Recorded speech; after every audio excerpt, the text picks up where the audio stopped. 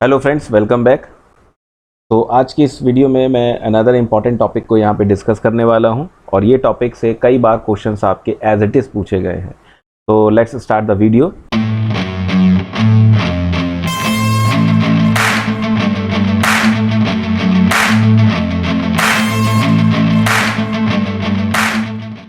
The first administrative reforms commission, in short ARC of India, जो कि start हुआ था 1966 में। ठीक है, तो ये याद रखिएगा 1966, और शॉर्ट फॉर्म ARC, इसकी फुल फॉर्म भी पूछी जा सकती है। ठीक है, इसको रिकमेंड किया था by the sitting of 2 special authorities designated as Lokpal and Lok Ayukta for the redressal of citizens grievances.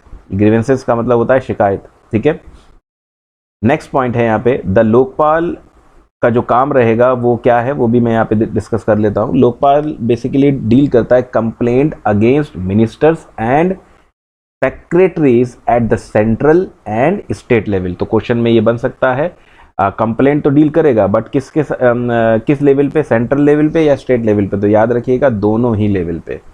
Next point है, according to the ARC the Lokpal would be appointed by the president. अब क्वेश्चन यहाँ पे बनता है कि लोकपाल को कौन अपॉइंट करता है? प्रेसिडेंट करता है, after the consultation with the chief justice of India. ये याद रखिएगा, किसकी सहमति के साथ? Chief justice of India.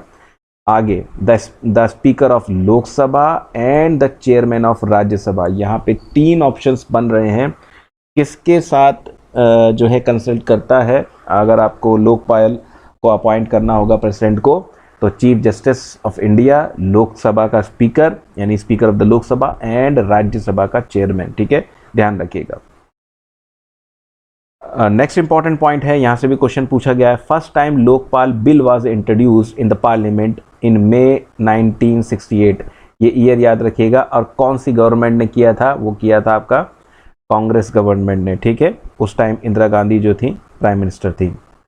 Lokpal and Lok Ayukta act 2013 seeks to provide for the establishment of the Lokpal for the union and Lok Ayukta for the state to inquire into allegations of the corruptions against central public functionaries and for related matters। ये यहाँ पे बात वही है, but आपको ये थोड़ा सा ध्यान रखना होगा, ये कब की बात कर रहा है? 2013 की बात वही है जो आपको शुरुआत में बताई गई थी। ठीक है, आगे, अब यहाँ पे लोक आयुक्ता की बात करी जा रही है, तो लोक आयुक्ता से जो क्वेश्चंस पूछे गए तो उनको मैं यहाँ पे डिस्कस कर लेता हूँ।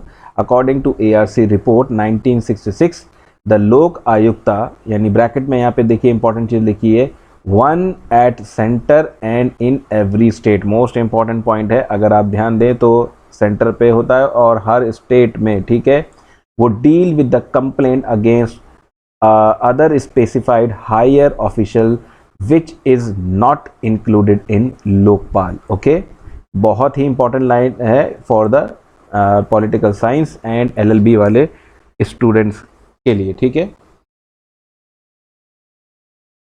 नेक्स्ट इंपॉर्टेंट पॉइंट है यहाँ पे, Lok Ayukta was establish first in Maharashtra in 1971। Second point है यहाँ पे, although Odisha had pass the act in regard in 1970 it came in to force only 1983। तो ये इंपॉर्टेंट पॉइंट है, ध्यान रखिएगा। ठीक है, तो इसके रिगार्डिंग यहाँ पे और भी पॉइंट्स हैं।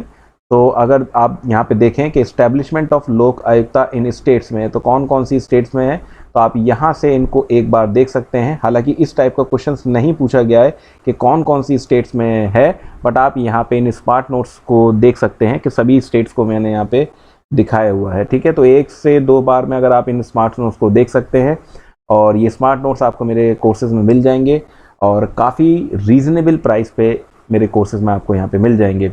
और अगर आपको मेरे कोर्सेज को अवेल करना है तो आप मेरी एप्लीकेशन को डाउनलोड कर सकते हैं, जिसका लिंक इस वीडियो में और सभी वीडियोज़ के डिस्क्रिप्शन में ऑलरेडी दिया हुआ है।